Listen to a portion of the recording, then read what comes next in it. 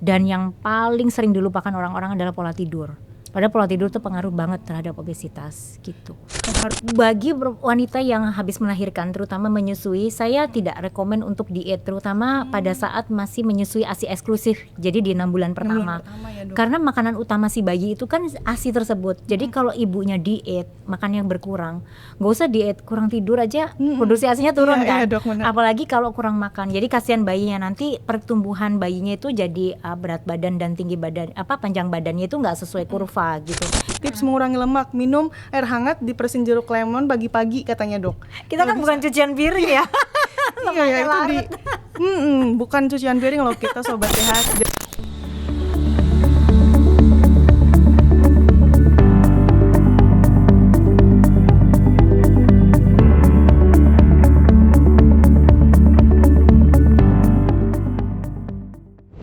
Halo sobat sehat RSCM. Jumpa lagi di podcast RSCM yang membahas seputar masalah kesehatan dan solusinya.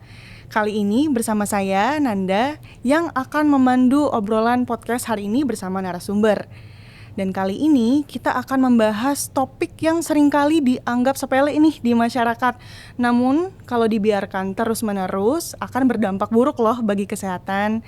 Dan pada episode kali ini kita akan kupas tuntas fakta dan mitos seputar obesitas bersama narasumber kita, dokter spesialis gizi klinik, Dr. Nurul Ratna Mutumanikam, Magister Gizi, spesialis gizi klinik konsultan. Yuk kita sapa dulu narasumber kita. Halo Dr. Nurul. Halo. Gimana kabarnya, Dok? Alhamdulillah kabar baik. Alhamdulillah kabar baik. Lagi sibuk apa nih, Dok, akhir-akhir ini? Ya, banyak sekali ya kegiatan akhir-akhir ini ya. Di RSCM kan lumayan kegiatannya. Produktif ya, Dok. Sangat produktif. Sangat produktif. Sobat sehat juga harus produktif ya di rumah sama seperti Dr. Nurul. Oke, Dok. Membahas tentang obesitas, Dok. Sebenarnya definisi obesitas itu sendiri apa sih, Dok?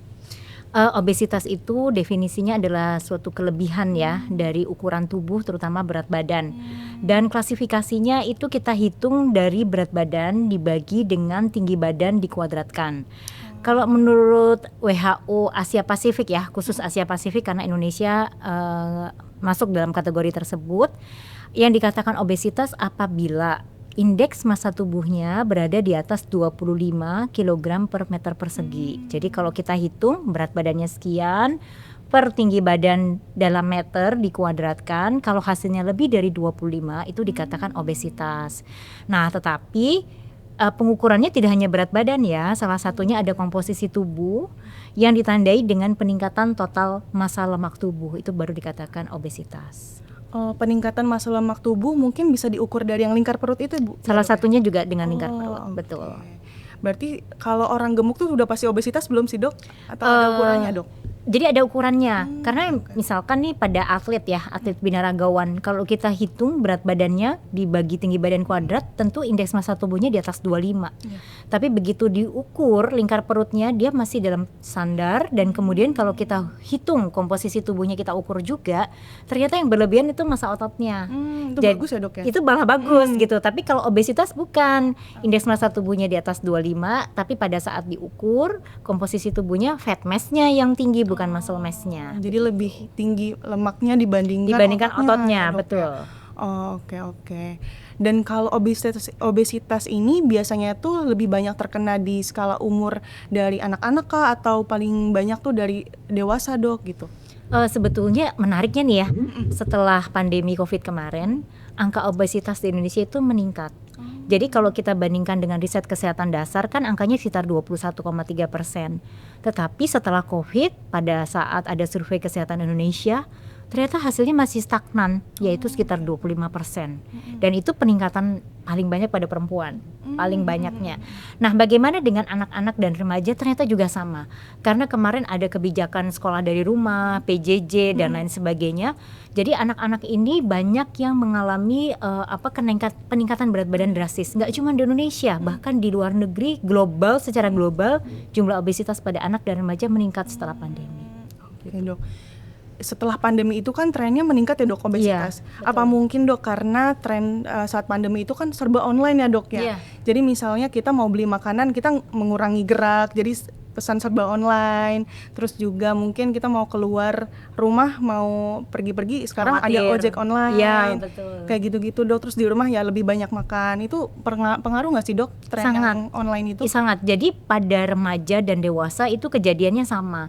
Karena kan tidak banyak gerak ya. Iya. Jadi harus online sehari misalkan 8 jam kalau dijumlahkan total. Artinya kan aktivitas fisiknya lebih banyak sedenter, jadi immobile kan. Nah, karena itu akhirnya peningkatan pengeluaran energinya kan jadi berkurang.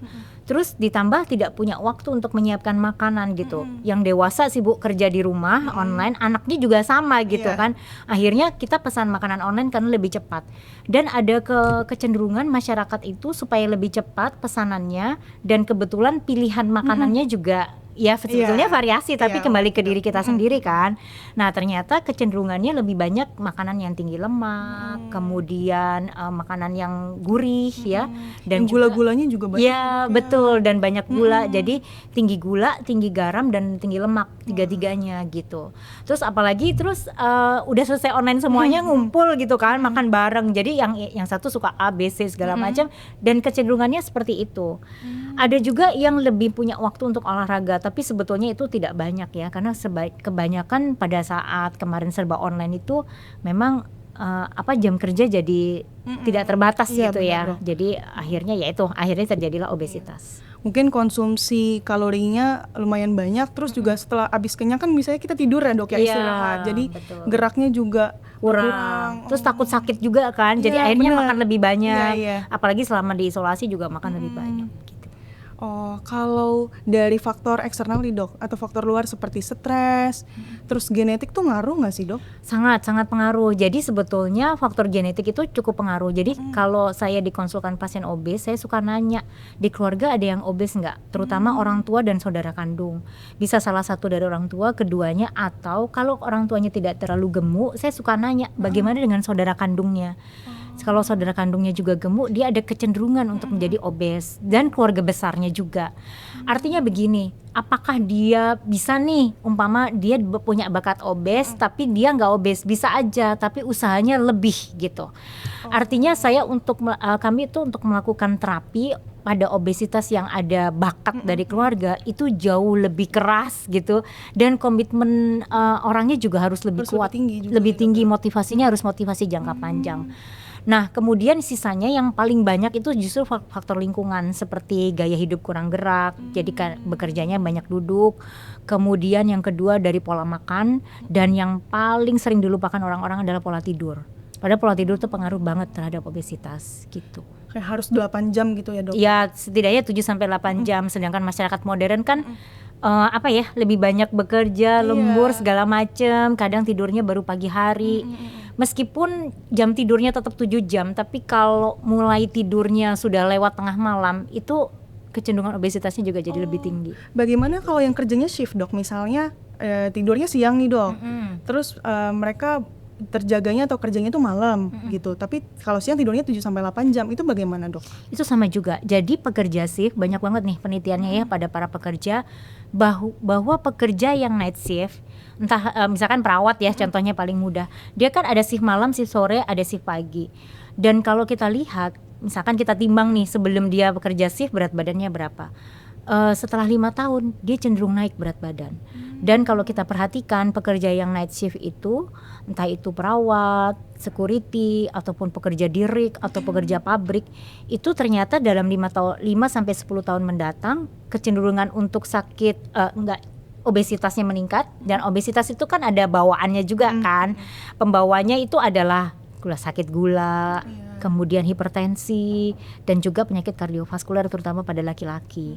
Makanya kebijakan beberapa perusahaan itu orang yang biasa kerja night shift itu harus dioper setiap berapa tahun sekali gitu, supaya resiko penyakitnya juga ikut turun. Oke. Kalau misalnya kerja shift kan ada kecenderungan mudah obesitas ya dok ya, terkena rentan obesitas. Nah ada juga nih dok, katanya obesitas atau mereka tuh gemuk karena tulangnya besar dok. Nah, itu bagaimana tuh dok? Banyak banget saya dengar, oh iya gue gemuk nih soalnya tulangnya gede gitu. Itu gimana tuh dok? Ya ada orang yang memang posturnya besar ya, beberapa orang tertentu yang kecenderungannya secara genetik dia postur besar. Tapi yang nggak bisa bohong itu komposisi tubuh. Jadi saya sering kalau di tempat praktek, ya udah coba naik ke timbangan saya gitu. Nanti dari situ baru ketahuan fat mass-nya itu berapa persen. Misalkan ternyata hasilnya fat mass-nya 45% gitu. Jadi dari berat badan ibu atau bapak sekarang 45%-nya isinya lemak. Jadi bukan tulang. Karena sebetulnya tulang manusia itu paling sekitar 1,5 sampai 2,5 kilogram saja dari berat badan. Sisanya itu adalah cairan paling banyaknya, kemudian baru lemak dan otot. Begitu. Jadi nggak ada ceritanya gemuk gara-gara tulangnya gede. Itu memang bilang ya dok. Betul, memang tulangnya fat mass. Gitu. Fat mass ya. Cara membakar fat mass paling cepat tuh gimana sih dok? Soalnya kan kayaknya orang-orang tuh pengen cara instan.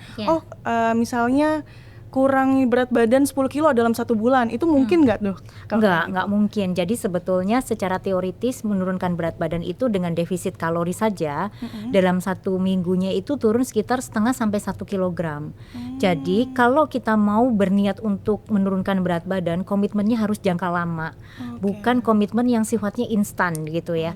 Karena gini, saya sering bilang, bapak atau ibu jadi gemuk lama pak? Butuh waktu bertahun-tahun. Pasti jawabnya bertahun-tahun. Saya naik berat badan sejak tahun 2020 pada saat masa pandemi contohnya.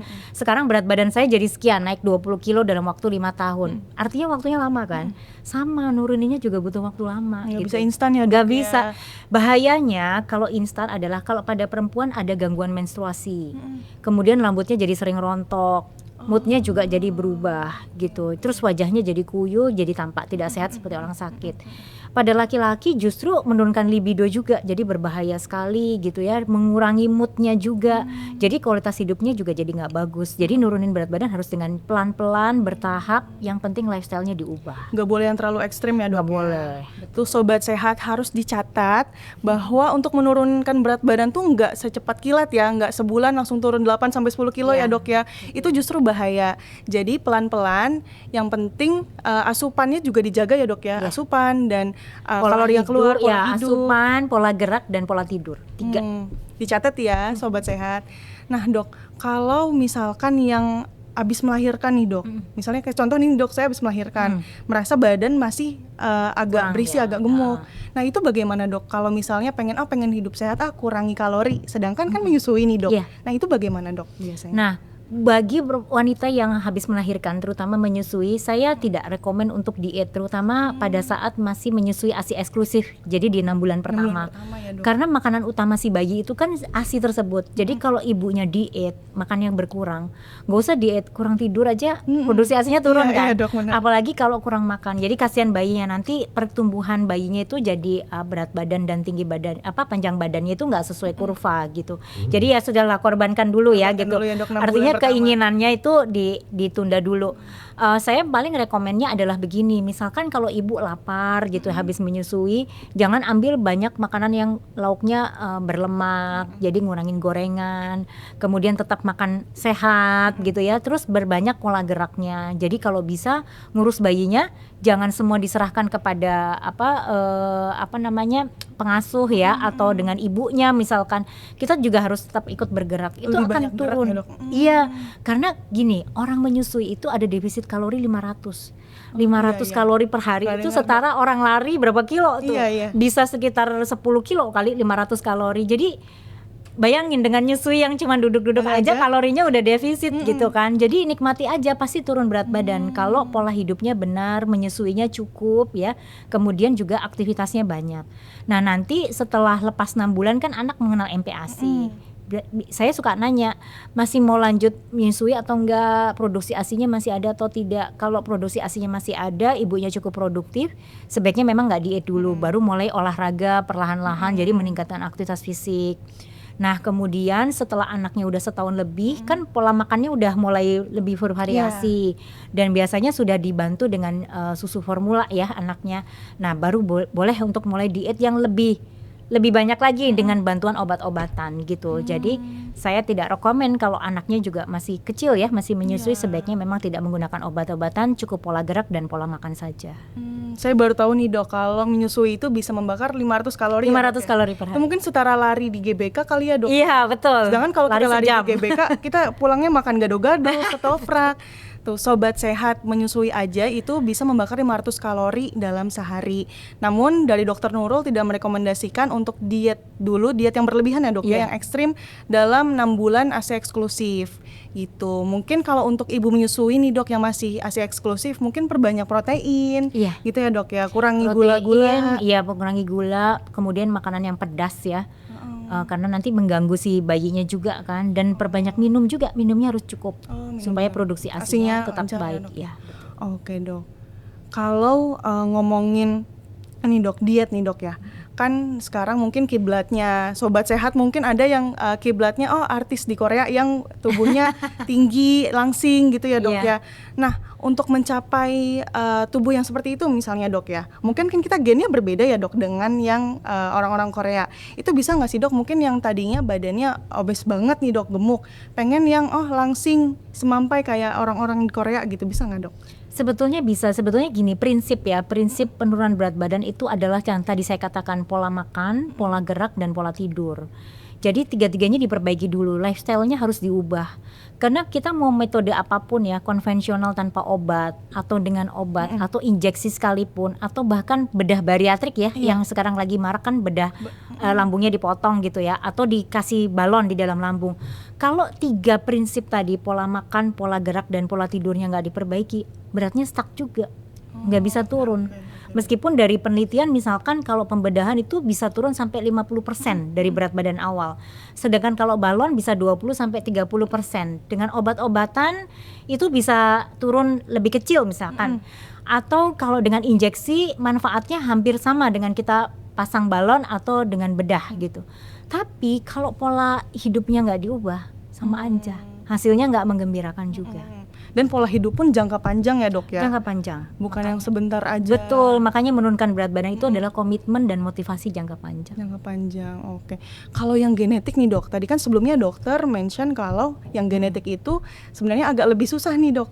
Butuh ekstra ini ya dok, usaha. Betul. Untuk dia dapat diet gitu dok ya, untuk nggak obesitas gitu. Nah itu tuh karena metabolismenya kah dok berbeda, misalnya dok saya itu keturunan gemuk misalnya dok ya, dengan yang orang yang nggak ada keturunan obesitas dok, dan asupan kalorinya sama dok, misalnya 2.500, itu kan agak berlebih ya dok ya. Nah itu yang lebih gampang gemuk berarti saya dok? Iya, keturunan. Jadi bakat itu menentukan. Orang dengan postur yang sama, berat yang sama, usia yang sama, jenis kelamin sama, aktivitas sama. Misalkan yang satu makannya banyaknya 1.500. Tapi nggak punya bakat gemuk, yang satunya sama 1.500 juga, tapi punya bakat gemuk. Yang orang B tadi lebih cepat naik berat badan daripada yang orang A, bisa karena metabolismenya dan lain sebagainya. Makanya perlu cek nutrigenomik ya sebetulnya ya. Di RSCM juga ada kan cek nutrigenomik. Nanti dari situ baru ketahuan Anda itu pembawa sifat obesitas atau enggak di keluarga. Kalau memang pembawa sifat, gen apa yang teridentifikasi dari pemeriksaan gen tadi, nutrigenomik tadi. Nah nanti di situ bisa diidentifikasi, berarti si B ini kalau mau diet nggak bisa 1.500, jadi harus diturunkan lagi kalorinya, olahraganya ditambah lagi durasinya supaya defisit kalorinya lebih besar. Gitu, supaya berat badannya turunnya lebih banyak ketimbang orang yang A tadi gitu. Lebih spesifik gitu lebih ya, spesifik akhirnya. Nah dok, kan kita bahas seputar obesitas nih dok, dan banyak banget informasi seputar obesitas yang beredar nih di masyarakat dok.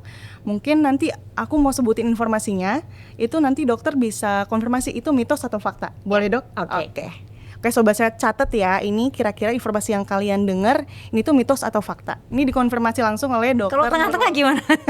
Boleh nanti dijelasin dikit ya dok. Oke, baik.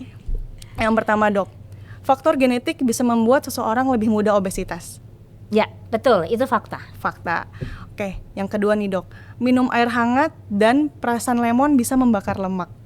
Mitos ya, nggak bisa ya dok ya? Nggak bisa. Kan banyak tuh dok, ada tipsnya. Tips mengurangi berat badan, tips mengurangi lemak, minum air hangat diperesin jeruk lemon pagi-pagi katanya dok. Kita kan bukan cucian piring ya. Iya ya, itu bukan cucian piring loh kita sobat sehat, jadi nggak bisa ya. Oke. Yang ketiga, minum air dingin bikin gendut dok. Itu adalah mitos ya dok ya. Soalnya sering banget apalagi waktu hamil, jangan minum air dingin, bisa bikin ibunya gendut. Itu enggak ya dok ya? Enggak, itu salah Selama ya. air dinginnya nggak ada gulanya, dia 0 kalori. Oke. Kecuali tambahin sirup baru ya dok. Iya, betul. Itu beda cerita ya sobat sehat. Oke, selanjutnya dok. Nggak makan malam bikin cepat kurus. Nggak makan malam bikin cepat kurus. Ya, itu adalah fakta. Fakta ya dok ya. Mungkin lebih ke berarti kalorinya itu asupannya berkurang ya dok. Jadi ya? berkurang, betul. Tapi memang jeleknya kalau nggak makan malam, artinya kan makannya cuma pagi sama siang. Malamnya enggak, atau cuma makan dikit aja, misalkan cuma buah sepotong misalkan. Iya. Jadinya asupan proteinnya turun. Nah, efeknya apa? Pada saat dia menurunkan berat badan, massa ototnya ikutan turun. Ya. Padahal massa otot itu yang menjaga supaya metabolisme kita tetap bagus. Jadi biasanya kalau pasien datang ke saya, ini udah turun nih 5 kilo. Loh kok ototnya ikutan turun? Ayo nggak ngikutin program dari saya ya, saya suka gitu. Soalnya ini nih sobat sehat kadang suka lupa.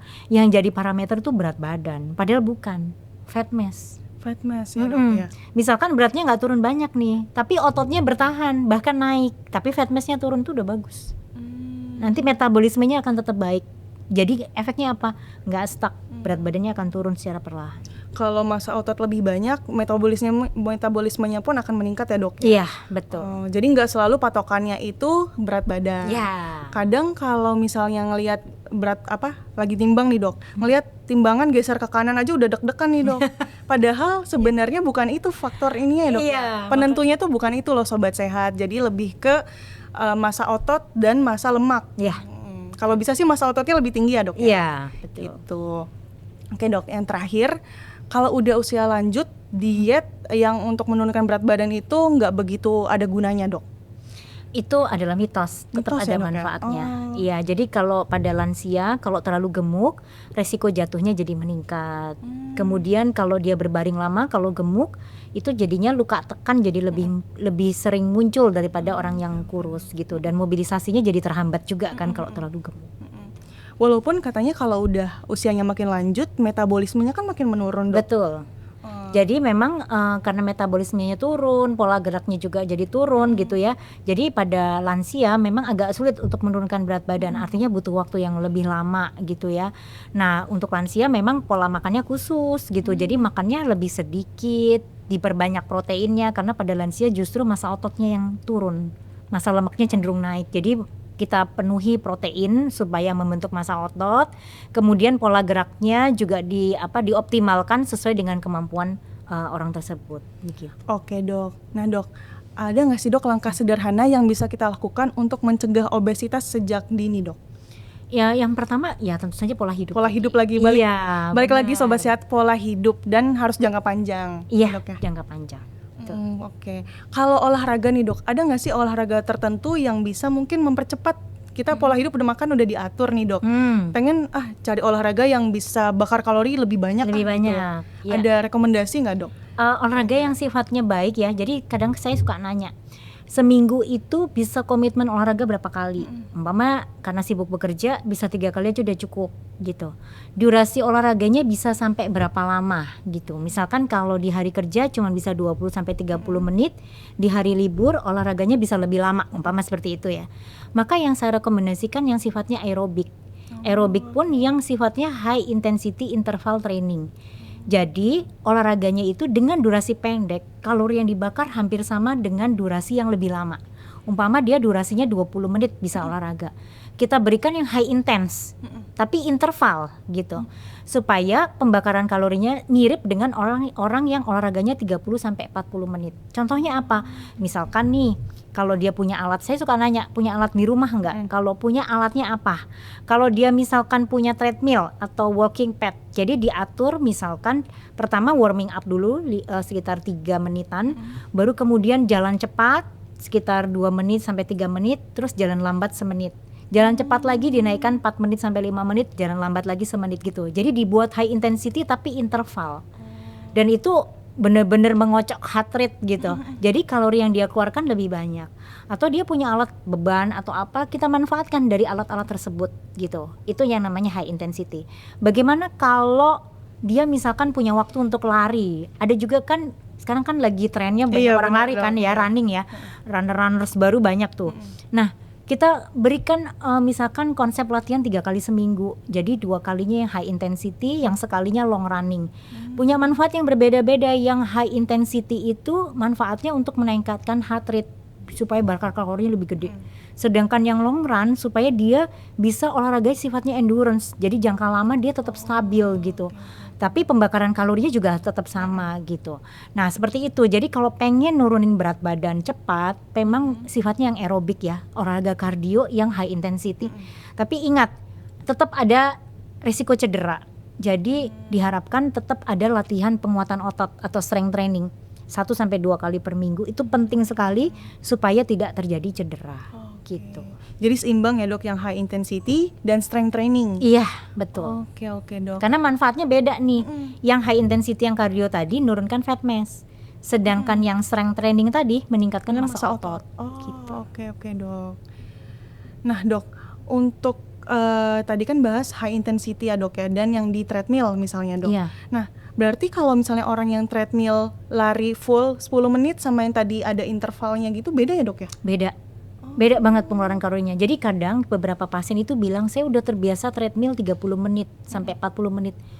Kok beratku nggak turun-turun ya? Tubuhnya sudah adaptasi. Tubuh kita itu pintar sekali beradaptasi. Cepat biasa sekali, ya, dok, ya? benar. Jadi kalau punya treadmill yang mahal atau misalkan berada di member gym tertentu, kan alat treadmillnya biasanya bagus-bagus ya. Kita ada settingan untuk HIIT. Gitu. Nanti dia akan nambahkan kecepatan sekitar berapa menit, terus diturunin kecepatannya, terus dinaikin lagi, diturunin lagi gitu. Nah itu pengeluaran kalorinya jauh lebih banyak. Kita tinggal setting waktu aja, kita mau high intensity, nanti si mesinnya yang akan ngatur. Justru yang monoton itu nggak terlalu banyak bakar kalori ya dok ya? Betul. Nih saya baru tahu nih, sobat sehat mungkin juga baru tahu ya, kalau main treadmill mungkin ada yang langsung ngeset, oh lari 10 menit, 15 menit.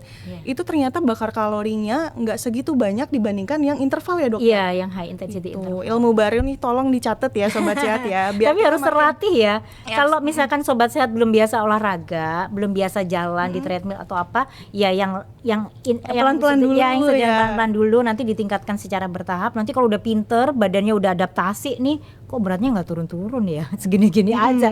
Udah setting ke high intensity. High intensity ya dok ya. Oke dok.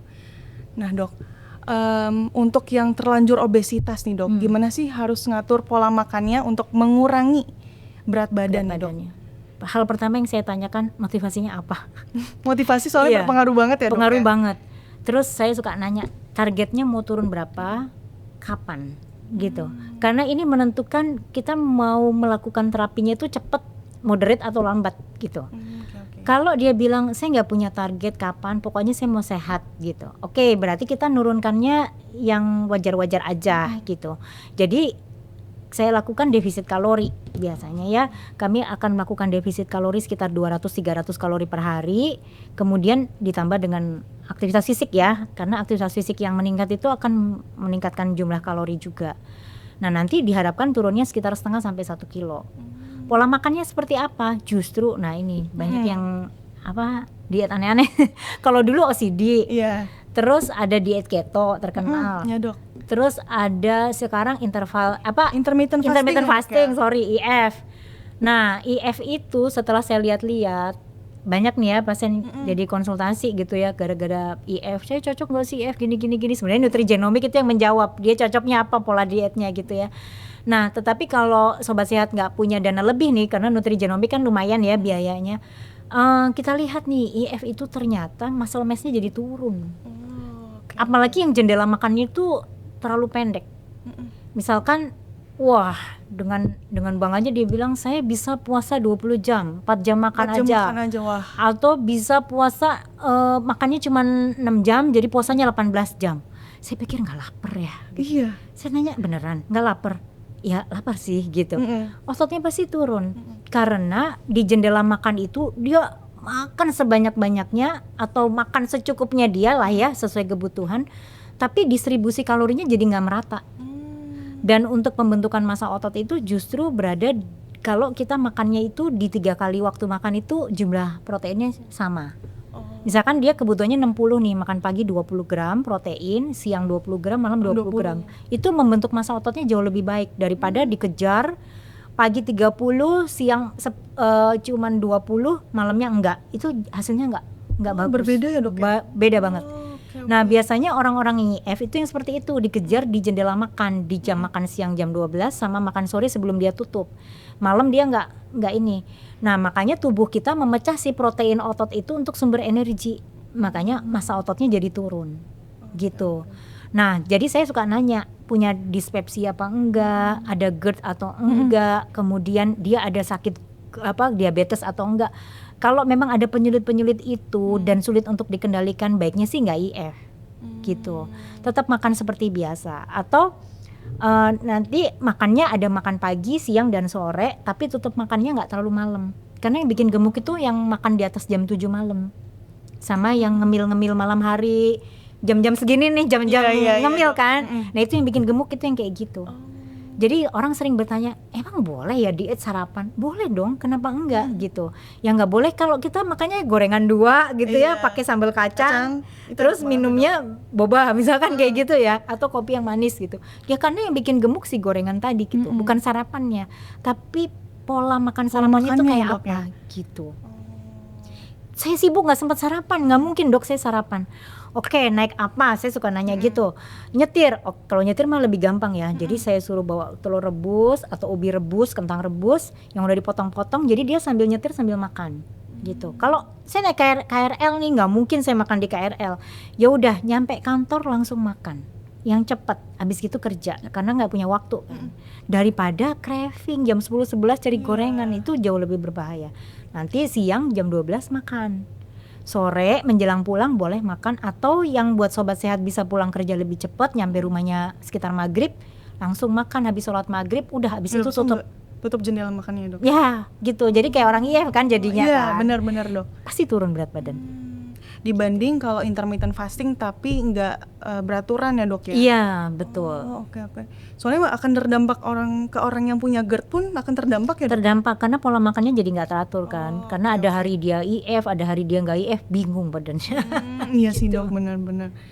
Nah berhubung podcast kali ini sudah sampai di penghujung acara nih dok, mungkin ada pertanyaan terakhir nih dok dari kami. Apa pesan dokter untuk masyarakat agar tidak termakan mitos, apalagi yang membahayakan tubuh ya dok ya, dan mulai hidup sehat untuk mencegah obesitas? Nah, yang pertama cari informasinya yang betul ya. Jadi informasi di Google, di mana-mana pun itu harus kita saring. Karena ada kalanya sebetulnya dia mencuplik atau dari mana. Kalau kita cari, mungkin kalau sekarang bisa nyari di Meta AI atau ChatGPT, itu jauh lebih relevan sih sebetulnya, karena dia mengambilnya dari beberapa sumber ya. Tapi tetap kita harus konfirmasi hasilnya seperti apa. Karena sebetulnya prinsipnya 3 yang saya katakan. Pola makannya harus diatur, tidak banyak gorengan, kemudian tidak minum manis gitu ya. Kemudian yang kedua pola geraknya, jadi nggak boleh mager, tetap harus beraktivitas gitu. Semampunya, jangan dipaksa ya. Kemudian pola tidur, karena begitu kita begadang, pola hidup kita akan berubah, kita jadi craving, jadi kepengen ngemil, akhirnya berat badannya juga akan cenderung naik. Dan pola tidur mengaruhi stres juga ya, karena jadi pola makannya jadi kacau. Nah kemudian setelah disaring-saring ini benar apa enggak, nyoba diet A, B, C, biasanya nyerah tuh. Habis itu udah deh saya ke dokter gizi aja gitu. Jadi jangan lupa ya konsul ke dokter gizi di RSCM. Karena kalau konsul ke dokter gizi itu lebih disesuaikan ya, lebih betul. spesifik. Kita akan menanyakan pola makannya kayak apa, pola hidupnya kayak apa gitu. Karena masing-masing kita tuh punya perbedaan ya dok ya, kebutuhan. Setiap orang tuh sangat unik. Kebutuhan kalori dan lain-lainnya gitu. Ini banyak banget insight-nya sobat sehat. Tolong dicatat ya, itu informasi-informasi penting dari Dokter Nurul. Dan sekian podcast kali ini. Terima kasih banyak informasinya dokter. Sama-sama. Sudah hadir juga di podcast kali ini. Sangat banyak informasi yang bermanfaat untuk kita semua. Dan sobat sehat, jangan sampai informasi penting ini berhenti di sobat sehat saja. Jangan lupa teruskan informasi ini ke teman, keluarga, dan kerabat agar kita semua mendapat informasi yang sama terkait obesitas ini. Sekian podcast kali ini. Sampai jumpa di podcast berikutnya. Terima kasih. Terima kasih ya dok. Sama-sama.